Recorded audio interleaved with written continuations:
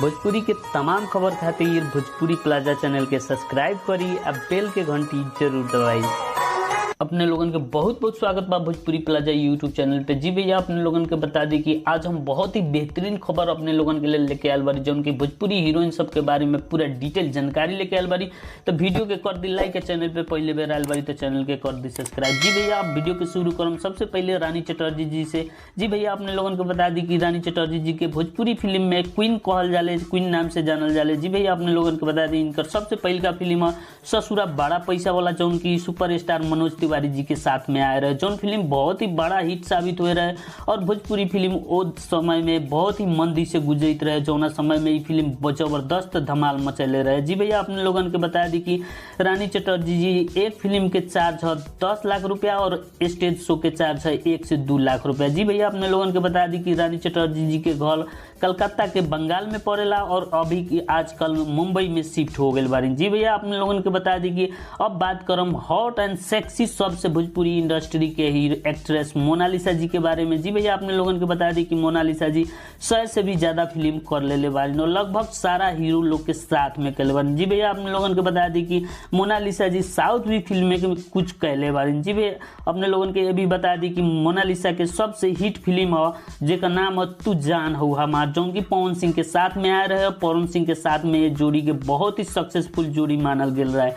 और एक दोनों जोड़ी बहुत ज्यादा सुपर हिट फिल्म दिले भी बारन। जी भैया, अपने लोगन के बता दी कि इनकर घर कलकत्ता में पड़ेले। जी भैया, अपने लोगन के बता दी कि अभी मुंबई में। जी भैया, अपने लोगन के बता दी कि इनकर शादी कलर्स टीवी शो बिग बॉस के घर में विक्रांत सिंह से होल बा। जी भैया, अपने लोगन के बता दी इनकर एक फिल्म के चार्ज से 8 से 10 लाख रुपया है।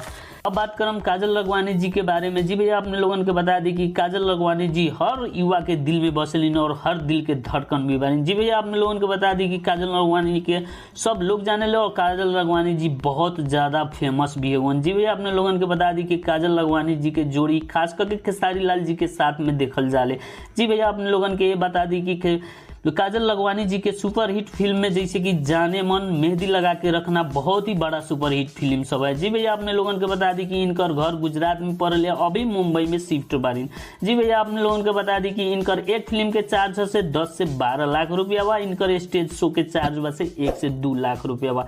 जी भैया, अपने लोगन के बता दी कि हर युवा के धड़कन आम्रपाली दुबे जी के बाद। जी भैया, अपने लोगन के बता दी कि निरहुआ हिंदुस्तानी से आम्रपाली दुबे जी भोजपुरी फिल्म में आए रही और निरहुआ हिंदुस्तानी इतना बड़ा हिट होले, इतना क्रांति लिया दिले भोजपुरी फिल्म में कि ओकरा बाद से निरहुआ और आम्रपाली दुबे जी के फिल्म लगातार बहुत सारा फिल्म हिट करे, जैसे कि राजा बाबू, जिगरवाला, निरहुआ रिक्शा वाला 2, निरहुआ शटल रहे जैसन फिल्म बहुत सारा फिल्म सब हिट कर होले निरहुआ के साथ में आम्रपाली दुबे जी के। जी भैया, अपने लोगन के बता दी कि इनकर घर यूपी में बा और इनकर चार्ज बा एक फिल्म के 12 लाख रुपया बा। जी भैया, अपने लोगन के बता दी कि इनकर स्टेज शो के चार्ज 3 लाख रुपया बा। जी भैया, अपने लोगन के अब बात करम कि अक्षरा सिंह जी के बारे में। जी भैया, अपने लोगन के बता दी कि अक्षरा सिंह जी के और पवन सिंह के जोड़ी के बहुत दिन सराहल गए, बहुत ज्यादा फिल्म सब हिट भी कह के दिले हैं बहुत दर्शक लोग के। जी भैया, अपने लोगन के बता दी कि अक्षरा सिंह और पवन सिंह के जोड़ी के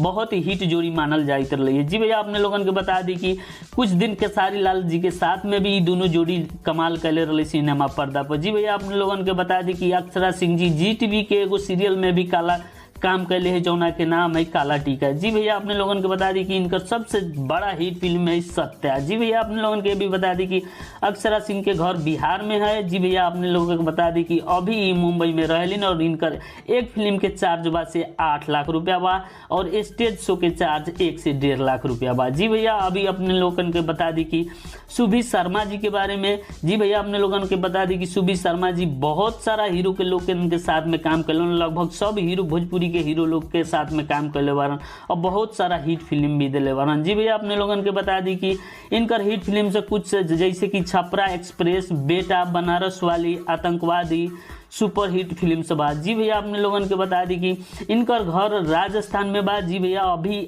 ई मुंबई में शिफ्ट हो गए बारिन। जी भैया अपने लोगन के बता दी कि इनका चार्ज 8 से 9 लाख रुपया बा। जी भैया अपने लोगन के बता दी कि ई स्टेज शो न करेलियन। जी भैया अपने लोगन के बता दी कि मधु शर्मा के बारे में, जो उनकी भोजपुरी मधु शर्मा जी के अपना आधा के बदौलत सारा लोग जानेला। जी भैया अपने लोगन के बता दी कि इनकर हिट फिल्म सब दुल्हे राजा, खिलाड़ी, गुलामी, तबादला और कुछ साउथ फिल्में भी कहले बारिन। जी भैया अपने लोगन को बता दी कि मधु शर्मा के चार्ज बजे एक फिल्म के जो 10 लाख रुपया हुआ और स्टेज शो इनका नाम मिलेला। जी भैया अब बात करम स्मृति सिन्हा के बारे में। जी भैया स्मृति सिन्हा खास करके खेसारी लाल जी के साथ में पहले पहले आए रही और खेसारी लाल के सबसे पहले का फिल्म रहे साजन चले ससुराल से स्मृति सिन्हा जी डेब्यू कैले रही। जी भैया अपने लोगन के बता दी कि खेसारी लाल के साथ में बहुत सारा हिट फिल्म भी दिलीन, जैसे कि साजन चले ससुराल, बंधन, और इनकर घर जब से बिहार भागलपुर में बा। जी भैया अपने लोगन के बता दी कि आजकल ये भी हर हीरोइन की तरह मुंबई में शिफ्ट हो गए बानी और इनकर एक फिल्म के चार्ज से 7 से 8 लाख रुपया बा।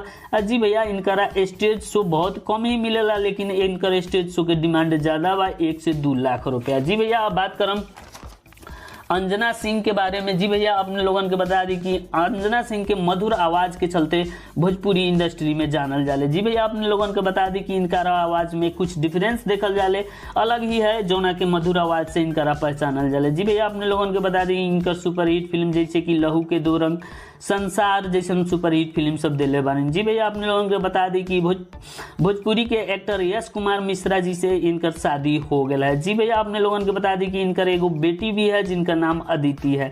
जी भैया इनकर बारे में बताई कि इनकर घर यूपी में बा और इनकर चार्ज जैसे बा 7 से 8 लाख रुपया बा। एक फिल्म के चार्ज 7 से 8 लाख रुपया बा। जी भैया अभी ई मुंबई में शिफ्ट हो गए बारी। जी भैया अब बात करम सबसे टॉप हीरोइन पाखी हेगड़े जी के बारे में। जी भैया अपने लोगों को बता दी कि ई कर्नाटका के रहे वाली बारी और इनकर फिल्म खास करके निरहुआ के साथ में आवत रहे पहले। जी भैया अपने लोगों के बता दी कि ई निरहुआ रिक्शा वाला से फिल्म में भोजपुरी फिल्म में डेब्यू कैले रही और ई फिल्म बहुत ही जबरदस्त हिट भई रहे और वो समय में भोजपुरी फिल्म बहुत ही मंदी से गुजरत रहे, जौना समय में निरहुआ रिक्शा वाला आके एगो तूफान ले आ दिले रहे भोजपुरी इंडस्ट्री में। जी भैया अपने लोगों के बता दी कि इनकर कुछ सुपर हिट फिल्म सब की जैसे कि कैसे कहीं तोहरा से प्यार हो गई, निरहुआ नंबर 1, दीवाना, परिवार।